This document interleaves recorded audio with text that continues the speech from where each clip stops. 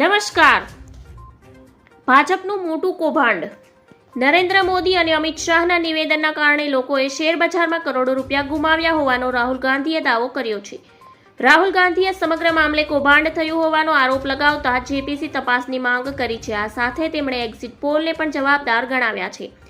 રાહુલ ગાંધીએ દાવો કર્યો છે કે શેરબજારમાં સરકાર તરફથી કરાયેલી ટિપ્પણીઓથી લાખો શેરબજારમાં રોકાણકારોને નુકસાન થયું છે. તેનાથી રોકાણકારોના 30 લાખ કરોડ રૂપિયાનું નુકસાન થયું. આ ભારતના ઇતિહાસનું સૌથી મોટું કૌભાંડ છે. તેની સંસદીય સમિતિ પાસે તપાસ કરાવવી જોઈએ. રાહુલે કહ્યું કે અમે નોટ કર્યું છે કે ચૂંટણીના સમયે પ્રધાનમંત્રીએ ગૃહમંત્રી નાણામંત્રીને સ્ટોક માર્કેટ પર ટિપ્પણી કરી. પ્રધાનમંત્રીએ 2-4 વાર દેશને કહ્યું કે સ્ટોક માર્કેટ ઝડપથી આગળ વધવા જઈ રહ્યું છે. સ્ટોક માર્કેટમાં રોકાણ કરવા માટે કહ્યું. અમિત શાહ કહે છે કે 4 જૂન પહેલી શેર ખરીદો. મોદી કહે છે કે 4 જૂનને સ્ટોક ખરીદો. 1 જૂને મીડિયા ખોટા એક્ઝિટ પોલ બતાવે છે. ભાજપનો જે આંતરિક એક્ઝિટ પોલ હતો તેમાં તેને 220 બેઠકો મળી હતી. આંતરિક એક્ઝિટ પોલને સરકારને 220 થી 230 બેઠકો મળવા અંગે જણાવ્યું હતું.